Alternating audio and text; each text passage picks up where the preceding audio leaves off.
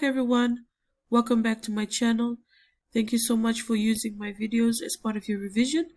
Those of you who have been following me from last year when you were in year 12 or year 11, and you are still following me now in year 13. So thank you so much. If this is your first time viewing my videos, I welcome you. I do revision notes on Fiji year 13 and year 12 notes. These are literature. I've also done formal writing, personal writing. You can always go to my page and you will see my other content. So today we will be discussing, as per the title of the video, on the knife. Now remember, students, just like your literature from last year, under one theme there are two short stories, or under one theme there are two poems. So today we'll be looking at the short story The Knife by Judah Wharton, and these two short stories, this is one of the two, The Knife, the other is The Choice Is Yours, which is already discussed in my content. It will be under the theme choices. So if you have done Love, remember Love, there is Harry by Rosemary Timperley, already discussed in another video, and we have the other short story, which was The Girl Who Had Everything by Ellen Cornford. So this is the other two set of short story. So without further ado, let's begin with our discussion. So that is the title, The Knife, written by Judah Wharton. So since we are just some backstory into our text, I hope you have read the story. I'm not going to read it. This is just to discuss the notes. So our notes, it talks about choices. It talks about things that when you're backed against the wall, what do you do in that kind of situation? However, we know, if you've read it, the protagonist was provoked. So for most of us, we judge before we actually know the full story. So this is a kind reminder to let you know that once you know the full detail or the full context of anything, then you can judge. So our author is Judah Wharton, so we'll learn a bit about our author. So we also know that the story is revolved around immigrants.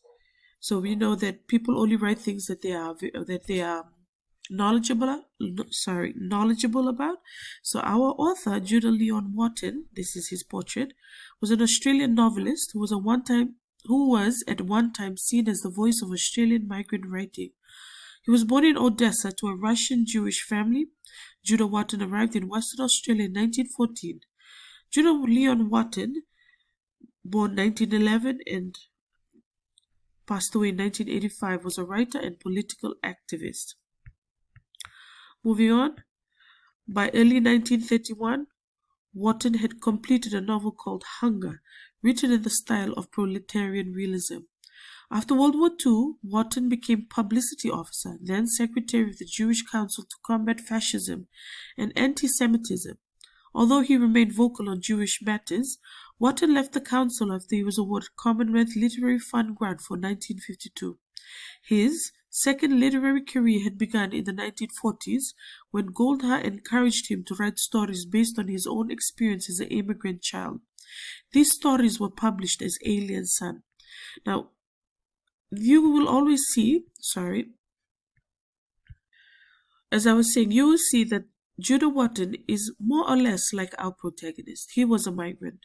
So he was a foreigner, as some would say he was an alien. You know, someone who goes into a new country, that is a derogatory term that is given to them, that they are aliens because they are not native to that country. So he spoke on his experiences through the character Plinio. Okay, let's move on to the setting and background. Remember, there are two different things, setting and background. I want you to take note that the setting is the physical place where the story takes place. Right? However, the background is the social or economical or even something that is happening behind the scenes. So I'll give you an example of last year's year 12 short story preliminary inspection. So your setting was in a rural area in Lambasa. However, the background was during Diwali. Okay, so there are two different things. What is happening behind the scenes is the background. where it physically happens is the setting. Okay, the story at the beginning gives us a picture of the life in Italy where the main character is originally from. His southern Italian village environment is by far a complete opposite of his new environment is in his Melbourne home in Australia, where he lives with other Italians. In their small Italian community away from home, they are housed in a single-fronted double-story apartment. The apartment is overcrowded with the other Italian immigrants. So we notice in Australia, there is not much communal living compared to his native country. And that you can see some similarities between us and what these immigrants are going through. So here in Fiji, there are a lot of families who are separated because of the same instance that they need to go overseas for work. So these are many examples of what our family members must be feeling as they go to other foreign countries. Okay, moving on. Due to their socio-economic background, the Australians do not respect them and treat them as low caste. The Italians have received a slur named Dago. So I would liken that to why the African Americans do not like to be called the N-word.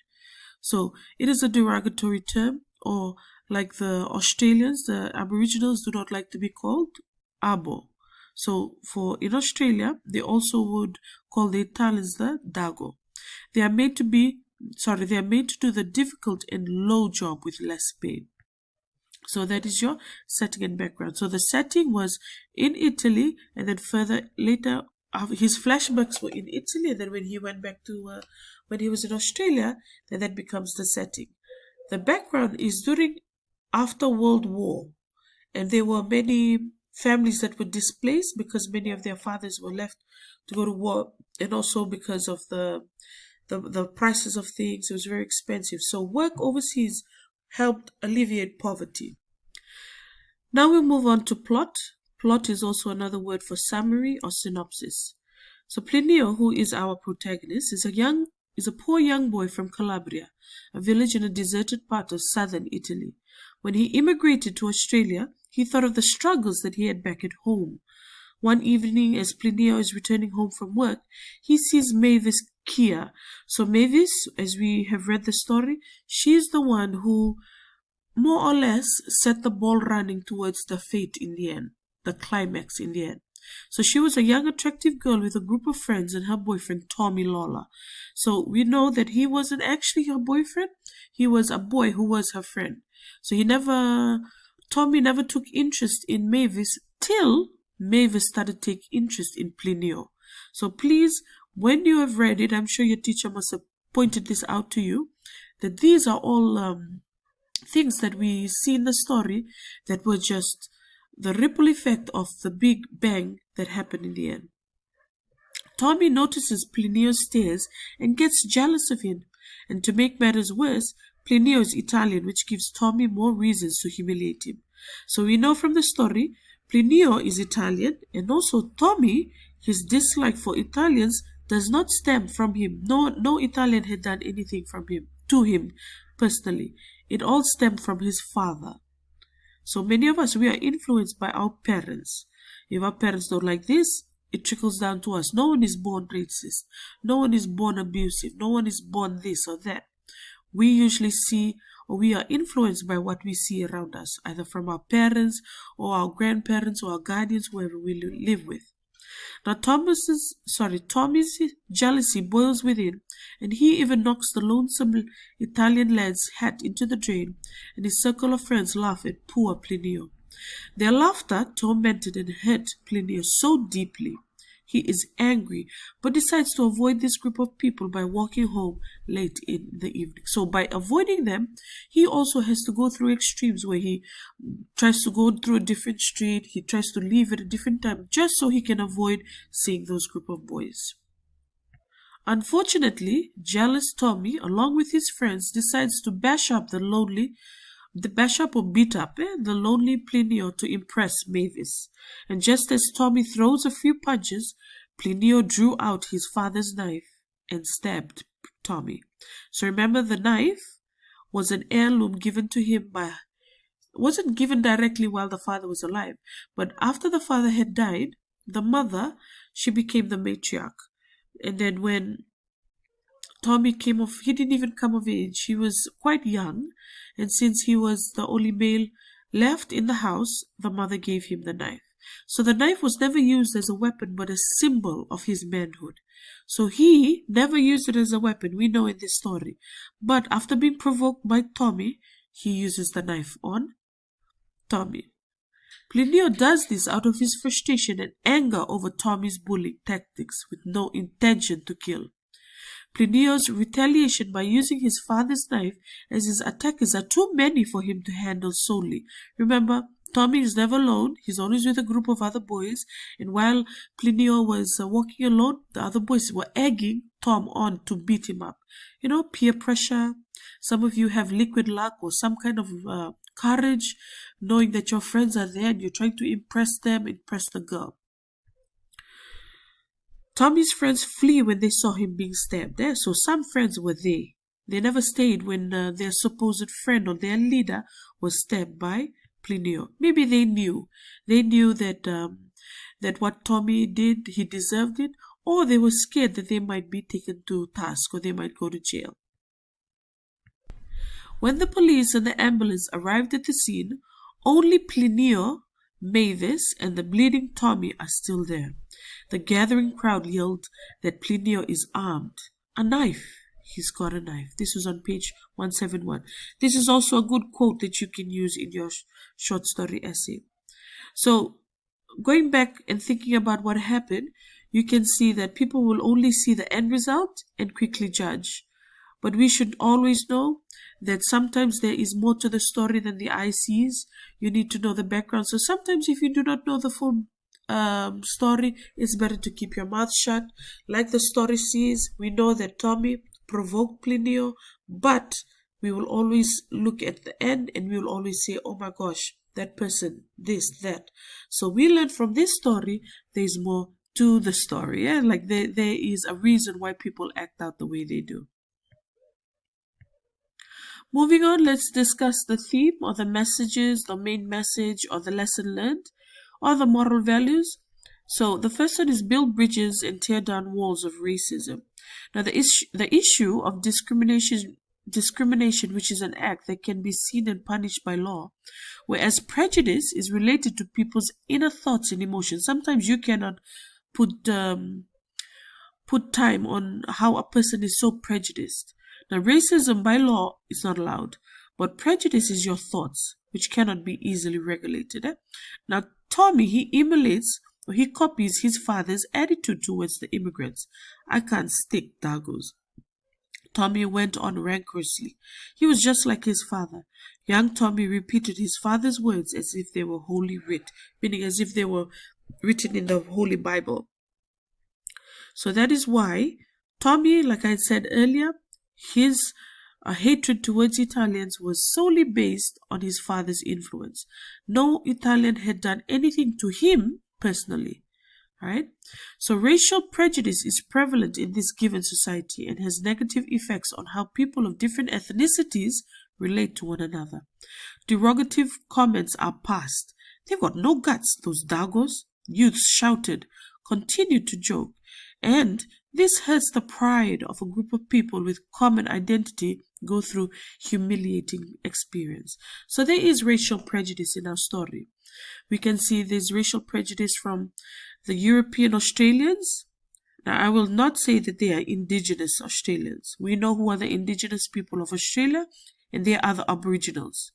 So it was ironic that they felt that they owned Australia when they were themselves immigrants. So they were. Alright, moving on. Any attempt to eliminate prejudice must not merely curb discriminatory acts, but also change a person's thoughts and feelings towards people of another group. It is possible for people to make the change, though it is a matter of choice. As concerned citizens, there is a need to make responsible choices in order to live harmoniously in a plural society. This can be taught to the young ones by adults, parents who accept the differences that exist amongst us in society. Hence, give rise to a better community through tolerance, understanding, and love. So basically, that whole paragraph, it talks about us being tolerant, knowing that give for example, here in Fiji we have a plural society, so there's many races, there's many religions, there's many denominations, etc. So what we need to do is avoid prejudice. Remember, racism and prejudice are two different things. Racism, it is systematic hatred towards another race, and you're not allowed to, well, it's illegal to portray any type of racism. However, prejudice is a way of thinking.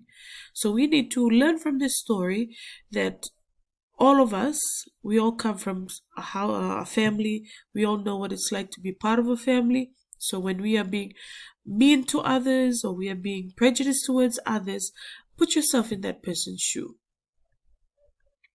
All right, our next theme is loneliness. So loneliness can lead to giving up of hope. That's a very powerful statement. Sometimes when you're all alone, when you're isolated from other people or people that you know or understand you, sometimes you give up on hope. And you can see that with Plinio. Alienation from one group of people can make life meaningless if language barrier is also present. So alienation is basically you feeling, looking, not looking different than others. So he's in a foreign country, Plinio, even though there are other Italians there, he doesn't get along with them. So he's a loner. He doesn't get along with the Italians. And then when he actually tries to make a connection with another person, Mavis, she doesn't speak the language. So there's a language barrier. Plinio is among strangers and been a simple village lad. It is hard for him to adjust in the new environment. He longs for the company of his own kinsmen. So don't forget the fact that why he was there. He didn't just get a globe and pick a country to go to. No, he was in Australia so he can help his family back at home. So he was being selfless. However, as he gets there, then he realizes that he's very lonely. So his actions could be from loneliness, and I'm talking about the actions in the end after being provoked. Okay, our last theme is poverty. Poverty drives families to take up extreme or desperate measures to overcome it, even if it means separation from the loved ones. So yes, when we are poor, we do things that we are not comfortable with in order to alleviate or in order to stop living in the system of poverty. Some of us have to make hard choices. And in the story, Plinio's mother, Melina, had to make a hard choice of allowing Plinio to leave Italy and move to Australia so he can send money. Alright, now we'll move on to characters. Our first character that we will discuss is our protagonist or our main character. He was a young, handsome man of Italian background in his early 20s. So this is the physical characteristics of him. He starts working at the age of 10 after his father's death. He's a reserved, or he's not as boisterous or not as loud. So he's very keeps to himself. So he's a reserved young man but works hard to earn a living so he can assist his poor family back in his village in southern Italy. Okay, moving on.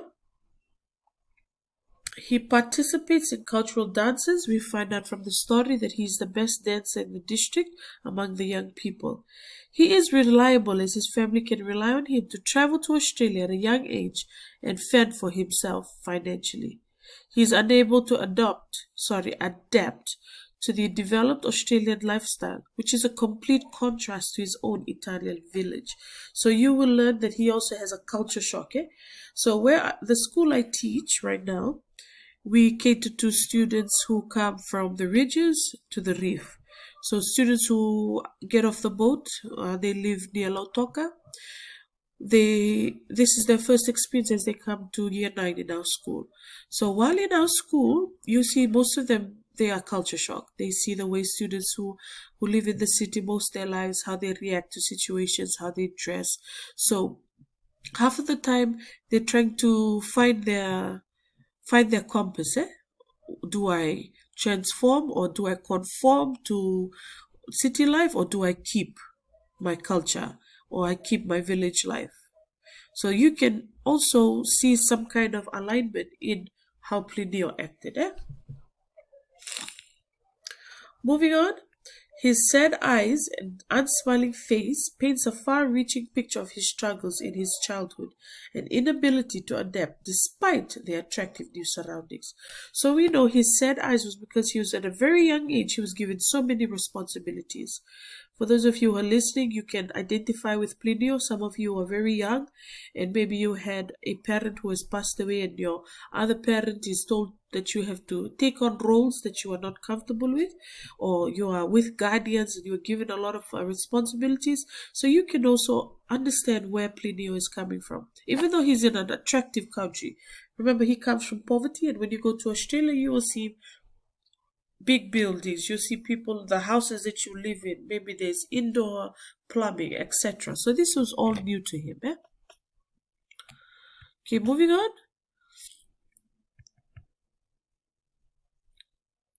The next character is the antagonist. So Tommy was the one who intimidated or provoked Plinio. He is a complete opposite of the character Plinio. He is an energetic, masculine young man. He is loud and has so much pride as an Australian. He was good-looking young lad of late teens, always casually dressed. His etiquette and attitude towards Plinio can give an insight to the readers on the general perception of Australian immigrants by her own people. So you can see how they treated people who were not Europeans in that country. So Australia were known to treat their immigrants as such. Not all, might I add, but most reacted this way. So that was Tommy. So we know that he was a provoker. He usually provoked those, especially if he was Italian. Okay, moving on, we'll go to the female in our novel.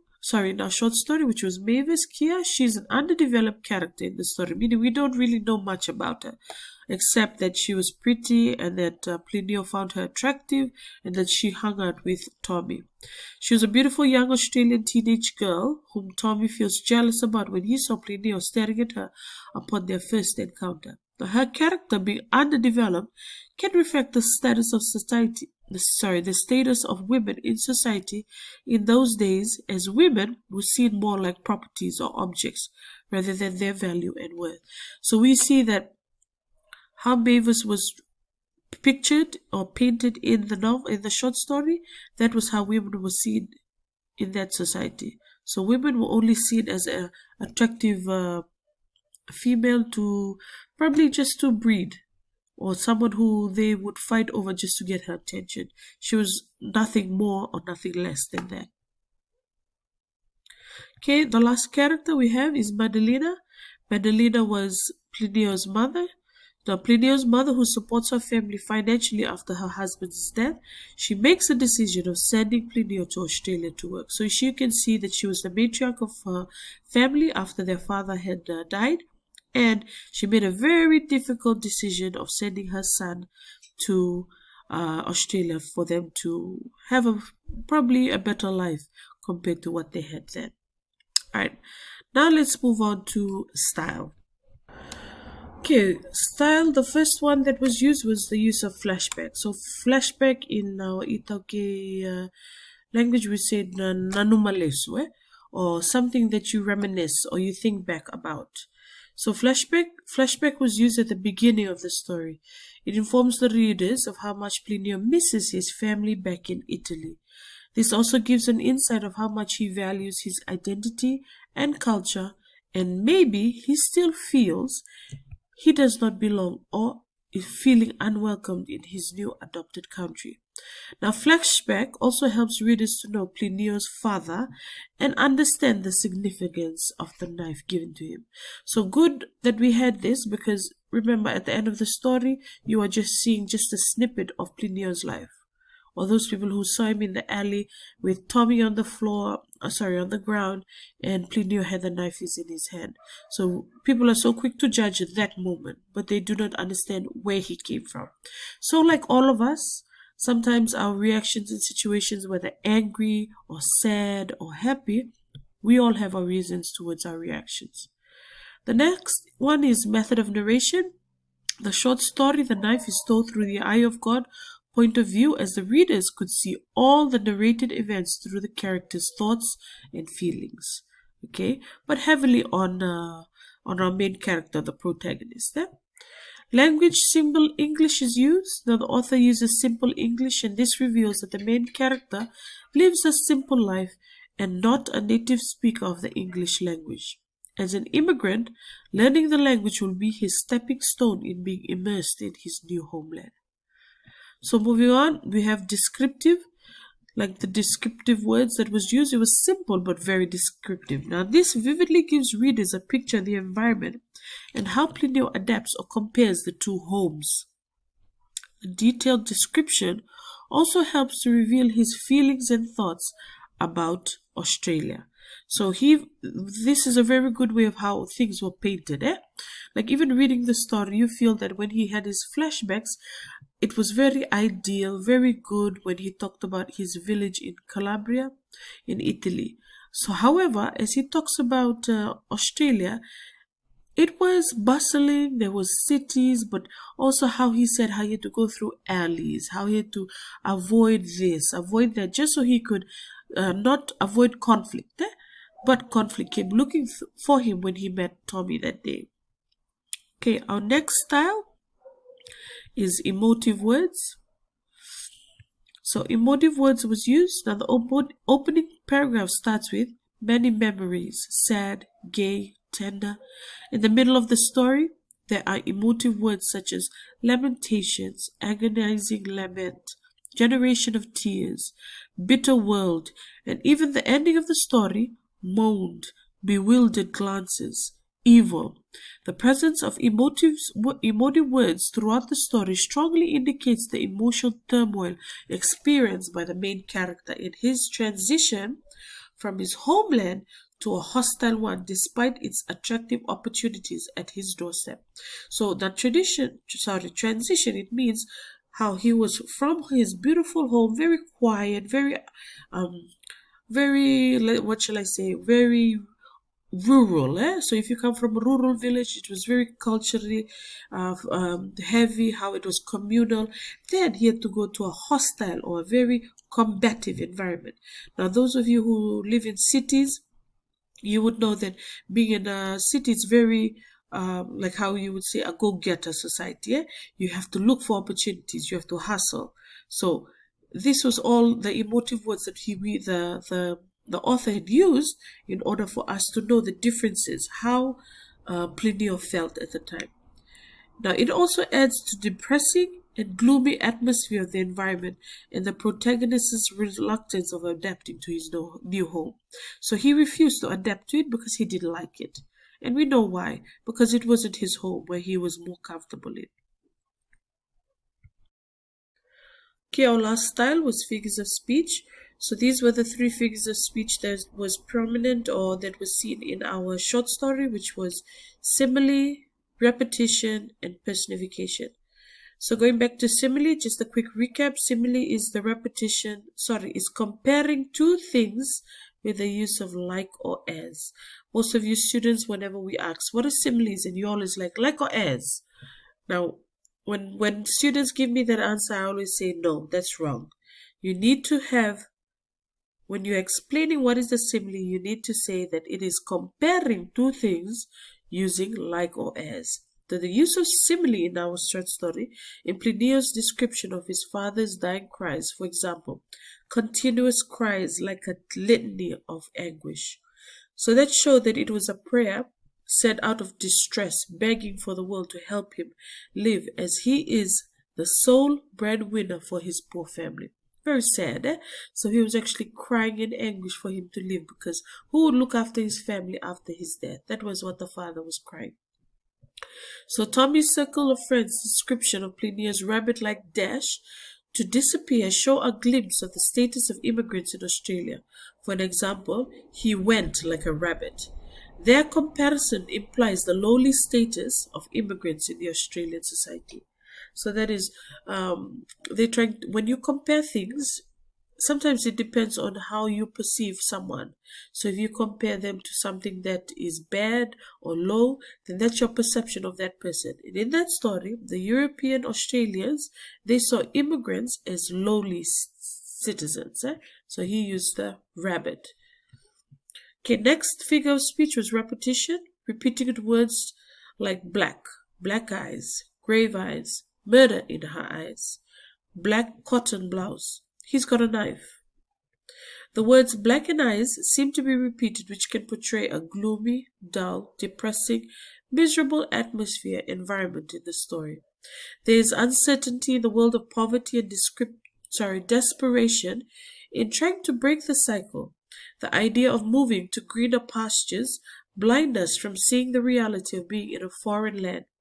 As eyes are the windows of our soul, paint the painful childhood that Plinio had had and how lonely he was in his so-called Australian home. So all these descriptions just tell us, the reader, that he did come from a very gloomy background, or where he was very bleak or sad. So those are all repetition that the author is trying to show us, also the gloomy feel of the story. Okay, next one is personification. Personification recaps, students, that is using human-like characteristics to non-human things.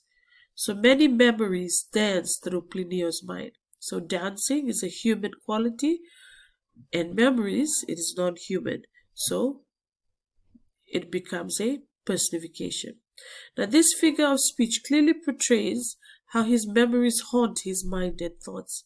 As dances are performed to different rhythmic tunes, all memories dictate his mood and how he sees life.